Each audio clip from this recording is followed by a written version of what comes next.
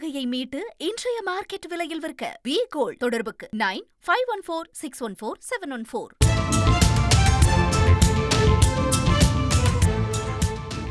ஊட்டி கொடைக்கானலுக்கு செல்லும் சுற்றுலா பயணிகளுக்கு இ பாஸ் கட்டாயம் என்று அறிவிக்கப்பட்டிருக்கக்கூடிய நிலையில் இ பாஸ் செயலியில் பிரச்சனை இருப்பதால் தொடர்ந்து சுற்றுலா பயணிகள் அவதியடைந்து வருவதாக முக்கிய செய்தியாக பார்க்கிறோம். கூடுதல் விவரங்களை செய்தியாளர் சுரேஷ்குமார் வழங்க கேட்கலாம்.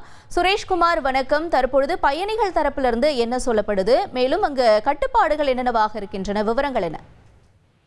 வணக்கம். நீலகிரி மாவட்டம் உதகை மற்றும் கொடைக்கானல் போன்ற சுற்றுலா தலங்களுக்கு சென்னை உயர் நீதிமன்றம் இ பாஸ் நடைமுறையில் சில கட்டுப்பாடுகளை விதித்து வார இறுதி நாட்களில் 8000 வாகனங்களுக்கும் மற்ற நாட்களில் 6000 வாகனங்களுக்கும் மட்டுமே அனுமதிக்க வேண்டும் என உத்தரவிட்ட நிலையில் நேற்று முதல் அதற்கான ஆய்வுகள் நீலகிரி மாவட்ட எல்லை சோதனை சாவடிகளில் நடைபெற்று வருகிறது. இந்த நிலையில் இன்று காலை முதல் இ பாஸ் பெறாமல் வரும் சுற்றுலா பயணிகளை அங்குள்ள பணியாளர்கள் ஆய்வு செய்து வரும் நிலையில் இ பாஸ் இல்லாமல் வரும் சுற்றுலா பயணிகளுக்கு அதே இடத்தில் இ பாஸ் பெறுவதற்கான உதவிகளையும் செய்து வருகின்றனர். ஆனால் இன்று காலை முதல் இ பாஸ் செயலில் சர்வர் பிரச்சனை ஏற்பட்டுள்ள நிலையில் தோராயமாக 10 வாகனங்களுக்கு இ பாஸ் விண்ணப்பிக்கப்படும் பட்சத்தில் ஓரிரு வாகனங்களுக்கு மட்டுமே இ பாஸ் கிடைக்கிறது.